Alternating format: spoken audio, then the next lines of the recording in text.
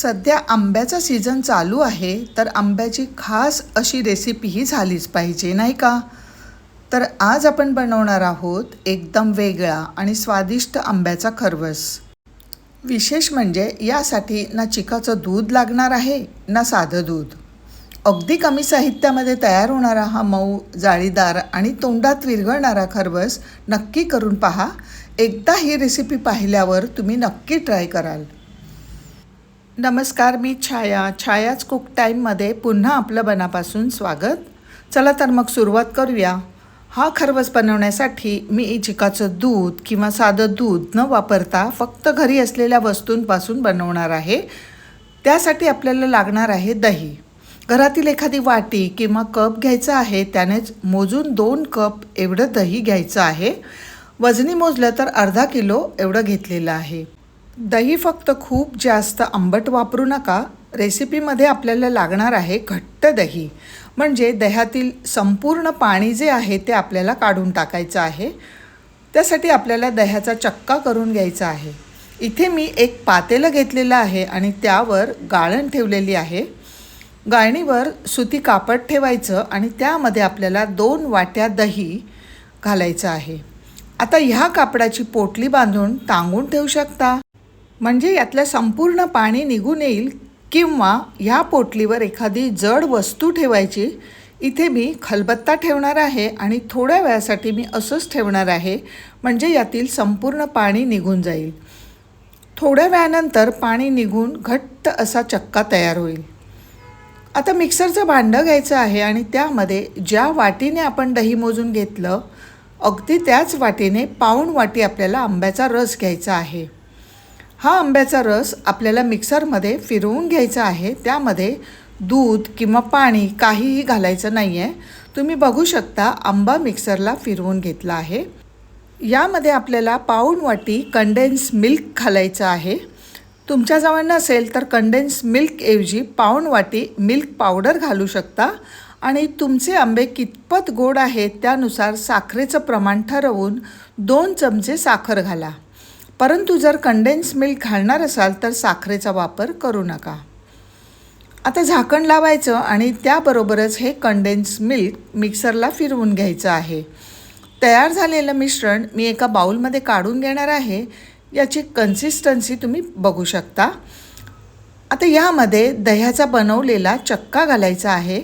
लक्षात असू द्या, चक्क्यामध्ये जर का पाणी असेल तर तुमचा खरवस व्यवस्थित सेट होणार नाही. सेट व्हायला खूप जास्त वेळ लागेल आणि खरवसालासुद्धा पाणी सुटू शकतं. आता चवीनुसार अर्धा चमचा वेलची पूड घालून चमचा किंवा विस्करच्या मदतीने हा चक्का एकजीव करून घ्यायचा आहे. सुरुवातीला तुम्हाला गुठळ्या दिसत असल्या तरी जसं आपण मिक्स करत जाऊ तसं स्मूथ मिश्रण तयार होतं.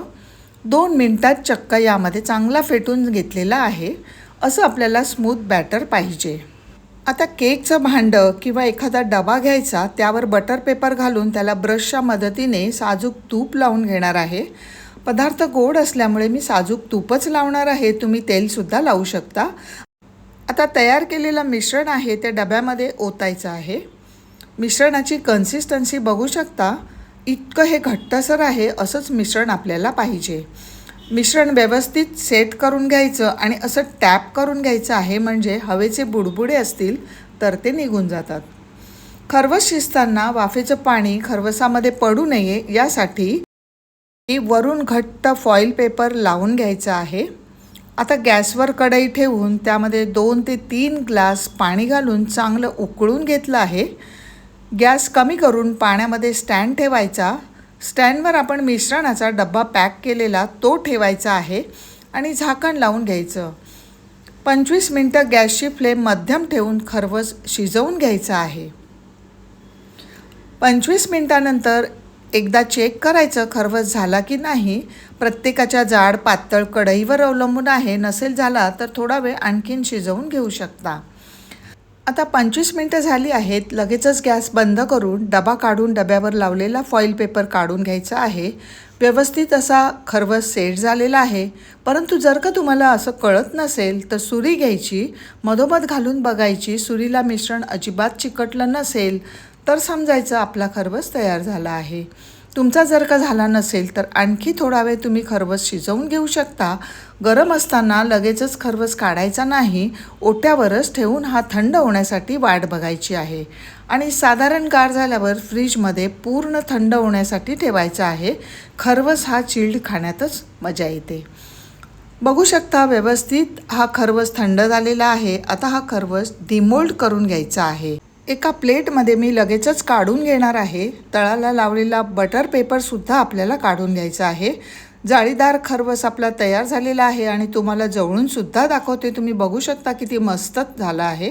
सुंदर सेट झालेला आहे. बघा अजिबात त्याला पाणी सुटलेलं नाही आहे. तुम्हाला सुरुवातीला सांगितलं जरासुद्धा त्यामध्ये पाणी राहता कामा नये, तरच इतका मस्त खरवस सेट होईल.